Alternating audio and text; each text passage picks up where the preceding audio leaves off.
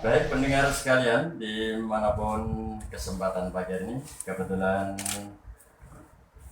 talk show pada pagi hari ini, Yang Mulia Bapak Ramadan Shah, SE, MSc DIV, sudah hadir di studio dari Bapenda Kotim yang akan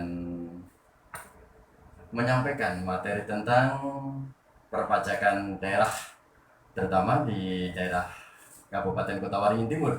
Nah, bagaimana nanti tentang perpajakan, beliau akan mengulas bagaimana perpajakan yang ada di Kabupaten Kota Waringin Timur dan pemanfaatannya untuk apa.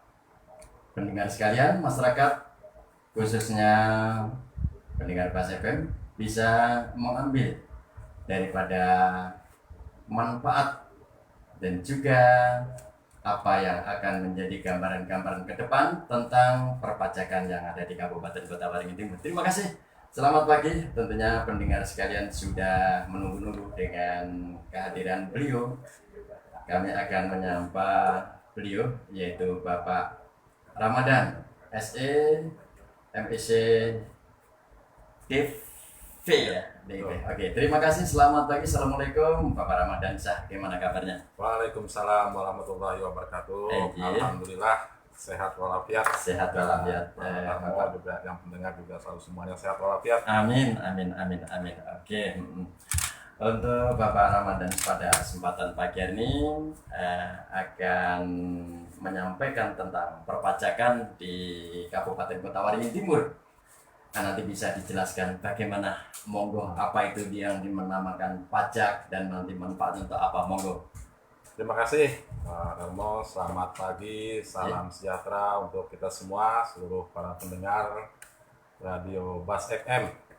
Ya, Alhamdulillah hari ini kami diberikan kesempatan untuk talkshow langsung kepada masyarakat Kabupaten Kota Waringin Timur terkait pentingnya pajak daerah, di mana pajak inilah sumber dari pembiayaan pembangunan di Kabupaten Kota Waringin Timur.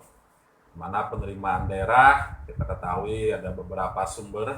Yang pertama adalah dari pendapatan asli daerah, di mana PAD ini sumbernya adalah salah satunya adalah pajak daerah.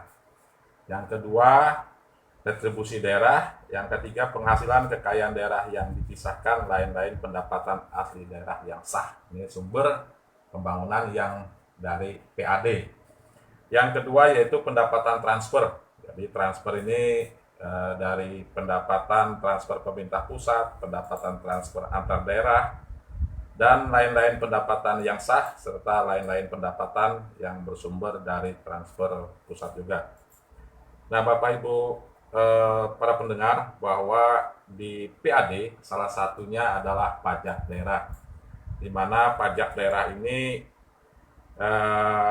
beberapa sub pajaknya, diantaranya yaitu pajak restoran, pajak hotel, pajak air bawah tanah, pajak parkir, pajak ada 11 ini Pak Darmo. Jadi ada 11, salah satu yang saat ini kita lagi giat untuk memberikan kesadaran kepada masyarakat pajak bumi dan bangunan. Jadi subtema hari ini saya berharap para pendengar semua, karena semua yang kita tinggal di bumi Habaring Hurung ini ada kewajiban yaitu terkait dengan pajak bumi dan bangunan. Tidak hanya tempat tinggal, tetapi ada aset-aset lain yang kita miliki. Tanah kosong misalkan, tapi kita kuasai, nah ini perlu dilaporkan ya, untuk dimasukkan membayar pajak.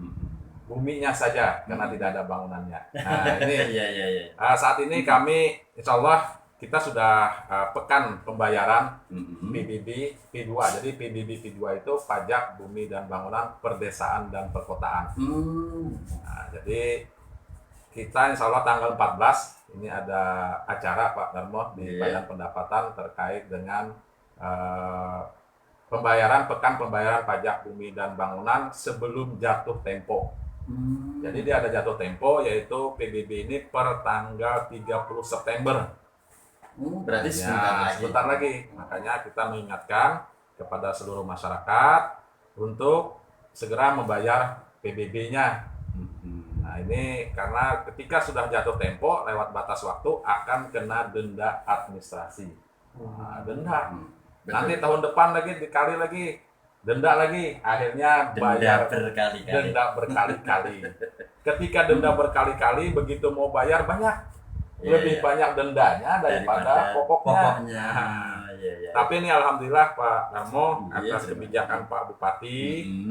Artinya dari PBB ini, beliau menyampaikan kepada saya terkait dengan kebijakan bahwa bagi masyarakat miskin, masyarakat yang tidak mampu, yang masuk di dalam basis data terpadu, tidak mungkin saya menagih PBB-nya kan? Karena sudah ada cuknya. Jadi orang yang hidupnya artinya ketika garis kemiskinan, ada bantuan dari pemerintah, rumahnya ada program swadaya, masa saya tagih pajaknya? Masa saya tagih pajaknya? Pak Bupati mengeluarkan peraturan Bupati nomor 33 ini terkait dengan pajak bumi dan bangunan untuk masyarakat yang tidak mampu dan anggota veteran. Nah, jadi kami tidak akan menagih PBB-nya, tetap SPPT-nya ada, tapi tagihannya 0 rupiah. Nah, ini salah satu kebijakan Pak Bupati, artinya pajak itu juga melihat tidak semua yang dikenakan. Beli beras susah, masa saya nagih pajak Pak? Berarti kebijakan pemerintah daerah luar biasa ya. Jadi untuk masyarakat terutama yang mereka di bawah garis ekonomi artinya kemiskinan, tentunya dibebas pajakan untuk sementara waktu. Karena ekonomi biasanya kalau sudah mungkin berbulan, bertahun nambah meningkat, nah itu baru mungkin diperhitungkan kembali.